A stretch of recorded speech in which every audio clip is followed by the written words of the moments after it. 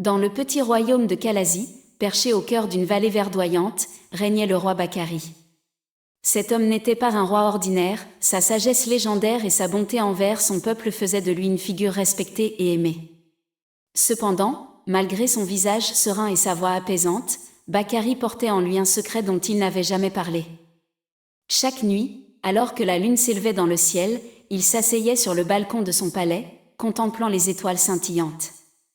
Sa fascination pour ces lumières célestes venait de son enfance, lorsque sa mère lui avait raconté des histoires sur les ancêtres qui, selon la légende, veillaient sur leur lignée depuis les constellations. Un soir, alors que Bakari observait le ciel illuminé, il remarqua une étoile particulièrement brillante, plus éclatante que toutes les autres. Intrigué, il ferma les yeux et fit un vœu silencieux, que son peuple connaisse la paix et la prospérité éternelle. À ce moment précis, un météore filant traversa le ciel, illuminant la nuit d'une lumière éphémère. Bakari n'y prêta pas attention, pensant que c'était juste un phénomène naturel. Jusqu'à ce que des manifestations étranges commencent à se produire dans le royaume. Les récoltes fleurirent comme jamais auparavant, les rivières étaient pleines de poissons, et la santé des villageois s'améliorait chaque jour. Le peuple de Kalazi considérait cela comme un signe de bénédiction de leurs ancêtres. Ils remercièrent leur roi, croyant qu'il était la clé de cette bonne fortune. Pourtant, Bakari savait qu'un équilibre devait être maintenu.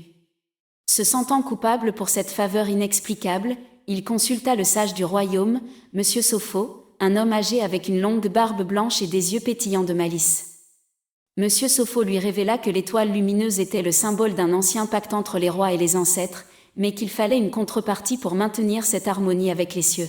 « Majesté, conseilla M. Sopho, vous devez partager cette prospérité. Organisez une grande fête pour unir votre peuple et les autres royaumes voisins.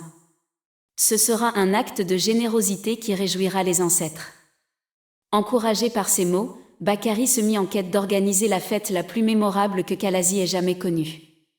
Les artisans, les cuisiniers, et même les musiciens de toute la région furent convoqués. Pendant des semaines, le palais s'embellit et les préparatifs s'accélérèrent. Le jour de la fête, le ciel était dégagé et les étoiles brillaient encore plus fort. Les habitants, vêtus de leurs plus beaux habits, dansèrent et chantèrent, partageant des mets succulents et des récits autour de grands feux de joie. Bakari, entouré de ses sujets, ressentit une immense fierté. À minuit, alors que la soirée atteignait son apogée, Bakari leva les yeux vers le ciel, reconnaissant l'étoile flamboyante. Un doux souffle de vent caressa son visage, emportant avec lui les craintes qui l'accompagnaient. Il comprit que le véritable pouvoir d'un roi ne réside pas seulement dans le commandement, mais dans la capacité à rassembler et à servir. Ainsi, la légende de Bakari, le roi au cœur pur, se transmit de génération en génération, rappelant à tous que la vraie richesse se trouve dans l'amour et l'unité du peuple sous les étoiles.